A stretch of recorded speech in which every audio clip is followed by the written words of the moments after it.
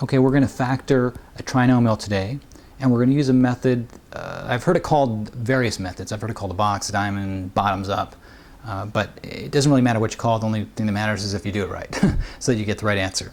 So we're going to start off, we're going to make an x here. And what we're going to do is we're going to take this the second term here, negative 13x, we're going to put it right here. Then we're going to take the first term and we're going to multiply it by the third term. So we get 5x squared times 6, and that's going to equal 30x squared.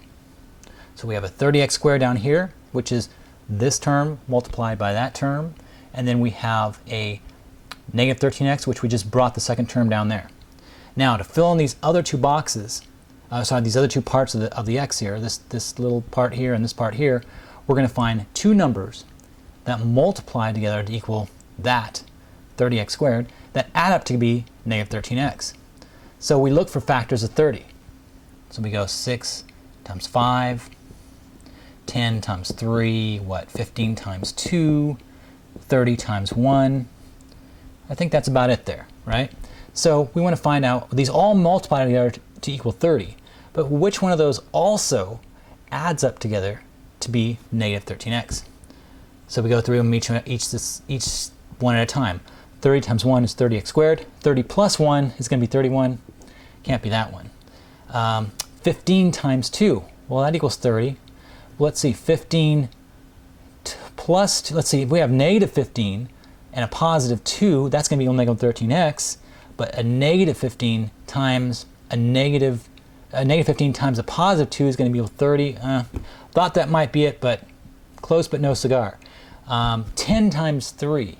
10 times 3 is 30. Oh, look, if we put negative 10x and negative 3x, well, negative 10 times negative 10x times negative 3x equals positive 30x squared, and negative 10x minus 3x equals negative 13x. So that one's a winner. We don't even need to look at this last one here, but just for the heck of it, we're gonna look at it just to make sure. 6 times 5 is 30, but 6 plus 5 is 11. Negative 6 minus 5 makes negative 11x, so that one doesn't work. So definitely, that's the combination we're looking for, 10 times 3. Now what we're going to do, and here's the cool part, we're going to make a little binomial here. We're going to go x, your first term there is always going to be your variable, and just a single x. It's not going to be x squared, it's not going to be x cubed, it's not going to be 5x or 3x, it's just going to be x.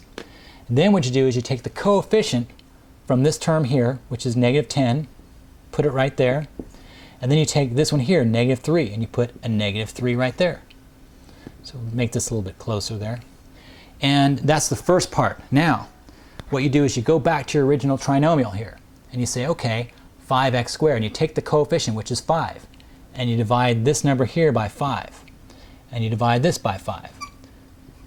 So once again, you take the lead coefficient of your trinomial, and you bring it down here, and you put it underneath this number you just brought down, 5. So it just comes right down here, and you have 10 divided by 5, and then you bring that 5 over here, and it's 3 divided by 5. Now you simplify what you've written here, and of course 10 divided by 5 is 2, so you have x minus 2, and 3 divided by 5 stays the same. Now, next thing you do is you look at the denominator for this second coefficient. In this case, it's 2 divided by 1, right? 2 over 1 is the same as 2 divided by 1. You bring this 1 in front here, and so you have 1x, or x minus 2. So nothing changes on this one. This one just happens to be 2 over 1, so nothing really changes. But again, you take this 1 here, and you bring it in front. Then you do the same thing with this second one. You got the 5 in the denominator, you bring it up front. So you have 5x, and now you have 5x minus 3. 5 goes away. And there's your answer there. X minus 2 times 5x minus 3. We'll just FOIL it out, sorry. And we've got x times 5x is going to be 5x squared. X times negative 3 is going to be negative 3x. Negative 2 times 5 is negative 10x. Negative 2 times negative 3 is positive 6.